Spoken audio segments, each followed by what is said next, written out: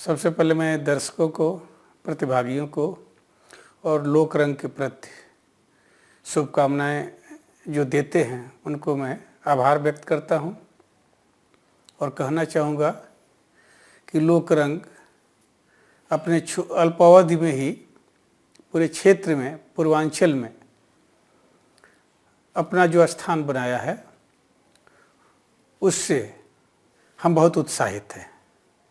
उत्साहित इसलिए भी हैं कि पूर्वांचल में जो ऑर्केस्ट्रा अब संस्कृत फैल चुकी थी वो काफ़ी हद तक नियंत्रित हुई है और समाज ने, गवई समाज ने उसको किनारे करना शुरू किया है।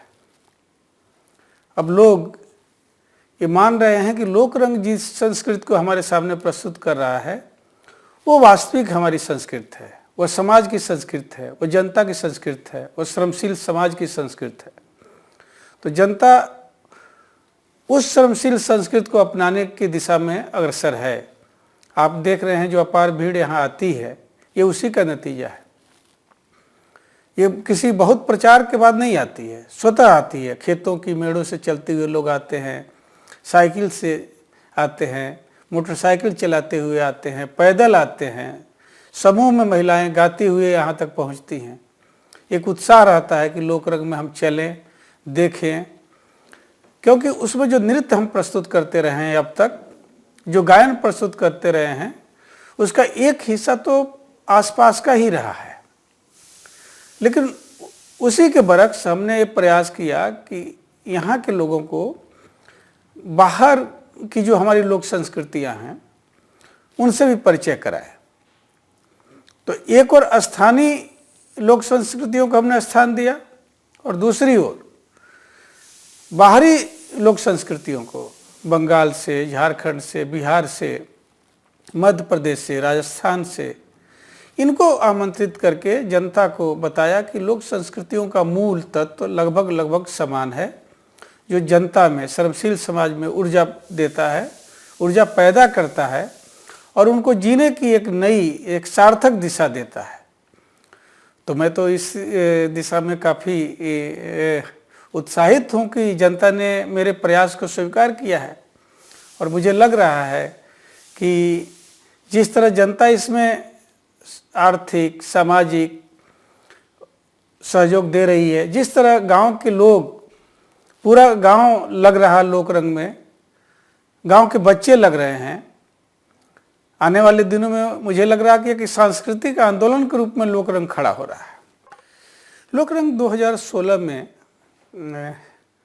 प्रमुख पत्रकार आनंद स्वरूप वर्मा जी मौजूद थे, वो हमारे मुख्य अतिथि थे। उन्हीं के द्वारा इस आयोजन का उद्घाटन हुआ। प्रमुख आलोचक रविभूषण जी भी रांची से चल कर आए, डॉक्टर तैयब हुसैन जी पटना से आए।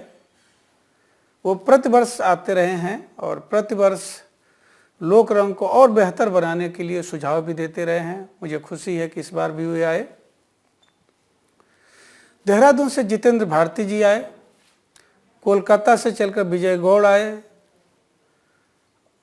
और स्थानीय लोगों में आप देखें तो स्थानीय यानी गोरखपुर और आसपास के भारी संख्या में पत्रकार, अध्यापक और लोक संस्कृति के मर्मज्ञ आए, जैसे आद्या प्रसाद द्विवेदी मौजूद थे, मुन्ना तिवारी मौजूद थे। इसके अलावा आप देखें तो कहानीकार मदन मोहन जी मौजूद रहे, प्रमुख पत्रकार मनोज सिंह, अशोक चौधरी मौजूद रहे। और सबसे सार्थक बात यह रही कि ये जो तमाम साहित्यकार, पत्रकार, समाज सेवी इस आयोजन में आए, जैसे ताहिरा हसन जी आई, वो समाज सेविका हैं, वो स्त्री पक्ष को लोक संस्कृतियों में किस तरह उभारा गया है, उन्होंने और इसको किस तरह और बेहतर प्रस्तुत किया जाए, उन्होंने हमें एक सार्थक सुझाव भी दिया। सभी विद्वानों ने, प्रतिवर्ष सभी विद्वान लोक रंग की पत्रिका का विमोचन करते हैं और इस बार हमारी जो लोक रंग 2016 की पत्रिका थी उसका विमोचन आनंद स्वरूप वर्मा जी के हाथों और उनके साथ जो नाम अभी हमने आपको बताए हैं, गिनाए हैं, वे सभी लोग मौजूद थे और हमारी पत्रिका का उन्होंने लोकार्पण किया। देखिए, ये बात तो सही है कि गांव में बौद्धिकता नहीं है, लेकिन एक बात आपको ध्यान में रखना होगा कि जो गवई समाज है वह मूलतः वाचिक परंपरा से ही सीखता आया है। किताबें पढ़कर गवई समाज ने जितना हासिल किया है उससे कई गुना उसने सुनकर, देखकर पाया है। यही कारण है कि हम लोक रंग को गांव में प्रस्तुत करते हैं, जो नृत्य हम प्रस्तुत करते हैं, गायन प्रस्तुत करते हैं, उनके द्वारा गवई समाज ऊर्जा पाता है, उससे सीखता है। गोष्ठी में भी वक्ता अपने विचार व्यक्त करते हैं तो गवई समाज उन विचारों को बहुत आसानी से ग्रहण करता है। ये बात जरूर है कि कुछ हमारी कुछ शब्दावलियाँ क्लिष्ट होती हैं और उसको समझने में परेशानी आ सकती है, आती भी है, लेकिन फिर भी गांव में पढ़े लिखे युवाओं की एक लंबी फौज खड़ी है और तमाम युवा जो गांव से बाहर जा चुके हैं पढ़ लिख कर, वो भी लोक रंग के समय में आते हैं। यहाँ तक दुबई से, कुवैत से लड़के आते हैं, दिल्ली से आते हैं, मुंबई से आते हैं, वे सब गोष्ठी में भाग लेते हैं, सुनते हैं। और आप देखेंगे कि गांव में गोष्ठी, गर्मी के मौसम में गोष्ठी 4 घंटे चलती है और पूरे उस गोष्ठी के अवधि में कहीं भी कोई व्यवधान नहीं पैदा होता है और श्रोता चाहता है कि गोष्ठी और लंबी चले। यह और बात है कि हम लोग जो है दोपहर के भोजन का समय हो जाने के कारण उसको रोकते हैं। इस बार हमने गोष्ठी का जो विषय रखा था, देखने में या कुछ लोगों को लग सकता है कि ये राजनीतिक विषय है, लेकिन दूसरी तरफ देखा जाए तो ग्रामीण समाज जो है जिस संस्कृति से जुड़ा हुआ है, वो संस्कृत उसके लिए जीने की ऊर्जा भी है, उसके लिए वो एक अभिव्यक्ति का माध्यम भी है। इसलिए हमने विषय रखा था साहित्य, संस्कृत और कला के संदर्भ में अभिव्यक्ति का प्रश्न। और इस माध्यम से हमारे विद्वानों ने ग्रामीण समुदाय को ये बताने की कोशिश की कि अभिव्यक्ति का प्रश्न दरअसल संस्कृत का भी प्रश्न है और वो जीवन के लोकतांत्रिक अधिकारों के संरक्षण का भी प्रश्न है। और वर्तमान संदर्भ में अभिव्यक्ति का प्रश्न पूरे हमारी लोकतांत्रिक व्यवस्था को बचाए रखने का प्रश्न भी बनकर खड़ा हुआ है। इसलिए इस वर्ष की गोष्ठी बहुत सार्थक रही और यहाँ तक कि बैठने के लिए लोग पेड़ की छांव तक में जाकर बैठे, धूप ज़्यादा थी और गोष्ठी चली, सार्थक रही। और मैं इस पर काफ़ी मैंने प्रसन्न हूँ इस कि गांव के लोग गोष्ठियों में भाग ले रहे हैं और मैं आभार व्यक्त करता हूँ विद्वानों का जो गांव में आते हैं और हमारे गोष्ठी में अपने बहुमूल्य विचार रखते हैं।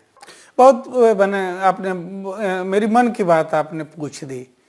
दरअसल मैं आपको एक अपना अनुभव बताऊं कि विगत ये 9 वर्षों का ये अनुभव है कि आयोजन जब दूसरे दिन, दूसरी रात में पहुंचता है तो हर बार मन में ये आता है कि अब अगली बार से बहुत हो चुका, अब ये 2 रात का नहीं, कम से कम 1 ही रात का आयोजन करेंगे। हम लोग बहुत खींच जाते हैं, थक जाते हैं, तनाव में आ जाते हैं, नींद नहीं आती है कई दिनों तक, यहाँ तक कि कई बार पूरे दिन सिरदर्द की स्थिति पैदा होती है।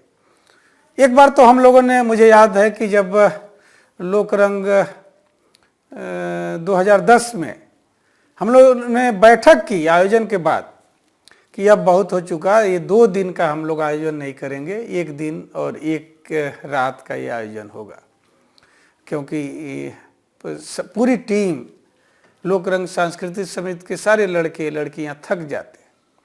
लेकिन फिर जैसे ही हफ्ता गुजरा, महीना भी नहीं गुजरा कि लड़कों ने कहना शुरू किया कि नहीं, जैसा होता रहा है उसी तरह होगा। एक दिन में और एक रात में बात जनता तक नहीं जाएगी जितना हम रखना चाहते हैं।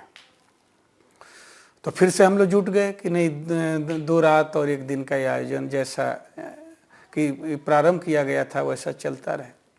देखिए, आयोजन हम गांव में करते हैं, शहर में आयोजन करना बहुत आसान है।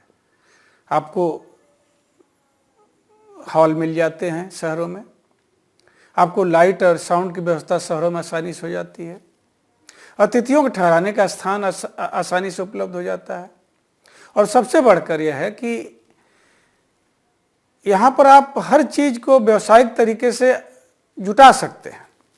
गांव में कुछ भी संभव नहीं है, न वहाँ कोई हॉल है, न रहने की कोई अच्छी व्यवस्था है, न लाइट एंड साउंड वाले हैं। ये सारी चीज़ों को हमें जुटाना पड़ता है। अतिथियों को रखने के लिए हमें या तो खुले में या फिर हॉल में, जो हम लोग के पास अपने घरों में रहने की जो छोटे छोटे कमरे हैं उनमें हम व्यवस्था करते हैं।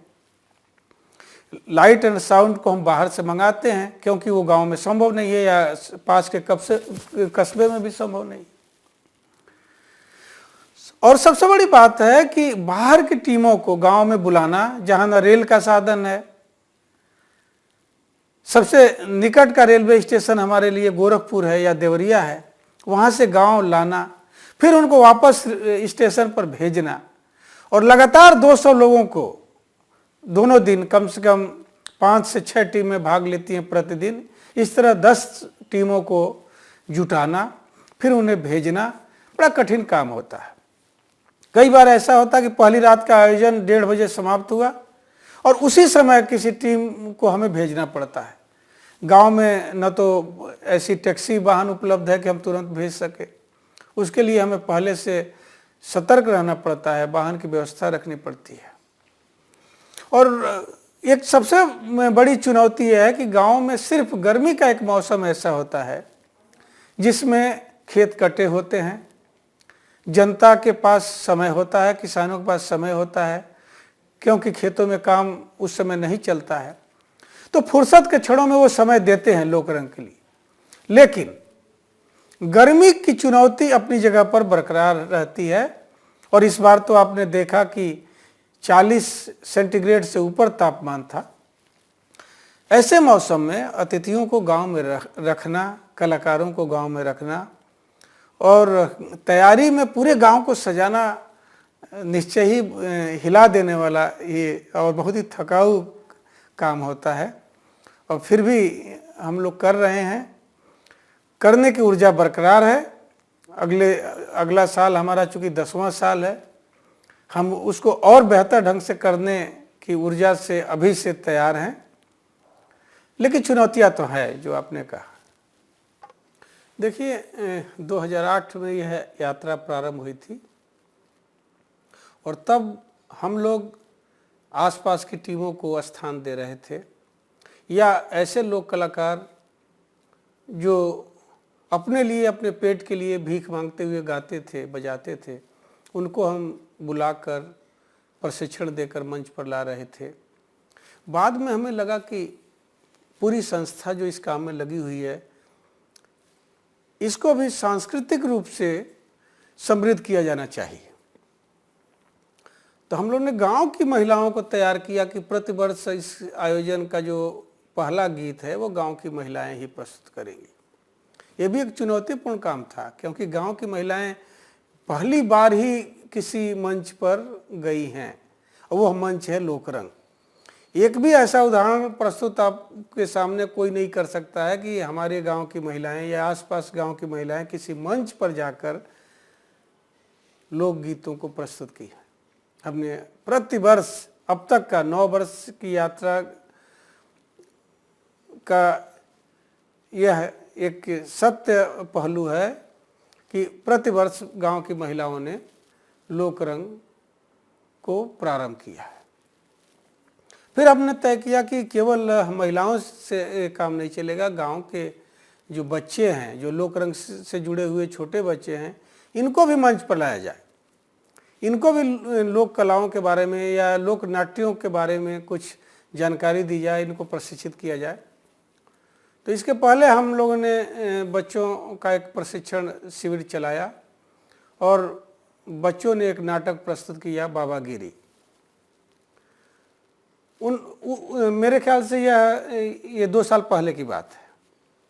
और उन बच्चों को, हमारे गांव के बच्चों को प्रशिक्षण दिया था योगेंद्र चौबे जी ने, जो खैरागढ़ में जो है संगीत नाट्य विद्यालय में प्रोफेसर थे। इस बार 2016 में एक बार पुनः गांव के बच्चों को हम लोगों ने प्रशिक्षण दिया और यह प्रशिक्षण दिया अभिषेक पंडित ने, और गांव के बच्चों ने फिर एक नाटक तैयार किया और केवल 22 दिन के प्रयास में गांव के बच्चों ने नाटक तैयार किया, खेला। और सबसे इसका सार्थक पहलू ये रहा कि जब बच्चों से रिहर्सल के दौरान उनकी असफलता का जिक्र किया गया और ये कहा गया कि तुम लोगों से नाटक नहीं हो सकता है, क्योंकि तुम लोग जो है न तो संवाद ठीक से बोल पा रहे हो, न हिंदी भाषा पर तुम लोगों का पूरा अधिकार है, यहाँ तक कि शब्दों का उच्चारण तुम लोग ठीक से नहीं कर पा रहे हो। तो आपको सुनकर आश्चर्य होगा कि छोटे छोटे बच्चे, उसमें 5 साल से लेकर और आप देखे होंगे कि 16 साल तक के बच्चे थे, बच्चे रोने लगे और रोते हुए उन्होंने कहा कि नहीं सर, हम लोगों ने गलतियां की हैं, गलती कर रहे हैं, हम लोग बहुत बुरे हैं, लेकिन हम लोग हार नहीं मानेंगे, कोशिश करेंगे और आपको विश्वास दिलाना चाह रहे हैं कि हम लोग नाटक को करेंगे। यह बात जब अभिषेक पंडित ने सुनी तो सारी चिट्ठियाँ, उन्होंने चिट्ठी लिखी थी इस बारे में, तो उन्होंने सारी चिट्ठियाँ मेरे सामने भी रखी और चिट्ठियों को पढ़ने के बाद से मुझे लगा कि नहीं, बच्चों में जज्बा है, बच्चे कुछ करेंगे, इसलिए इनका प्रशिक्षण जारी रखा जाना चाहिए। और मुझे इस बात को बताते हुए बहुत खुशी हो रही है कि जो नाटक उन्होंने प्रस्तुत किया है उससे हम लोग बहुत ही उत्साहित हैं और हमें लग रहा है कि ऐसे प्रशिक्षण दिया जाना चाहिए। और किसी भी संस्था द्वारा अगर वो लोक संस्कृतियों के संवर्धन के लिए काम कर रही है तो उस संस्था का भी सांस्कृतिक रूप से समृद्ध होना बहुत जरूरी है। इसलिए लोकरंग सांस्कृतिक समिति स्वयं अपने को भी समृद्ध कर रही है और समाज के आसपास जो बिखरी हुई हमारी लोक संस्कृतियां हैं उनको भी समृद्ध कर रही है। तो इस दृश्य से देखें तो हमारा जो 9 साल का ये सफ़र है काफ़ी उत्साहवर्धक है।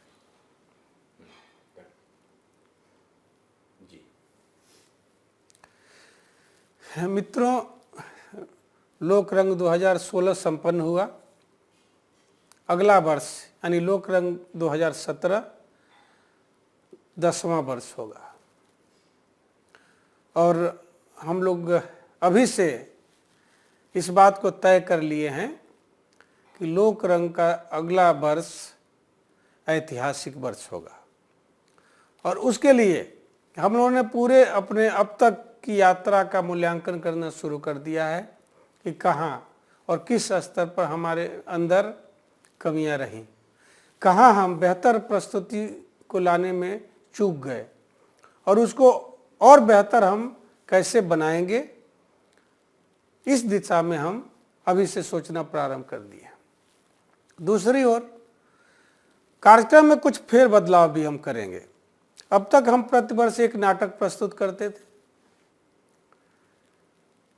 वो नाटक मूलतः परिपक्व टीमों की होती थी।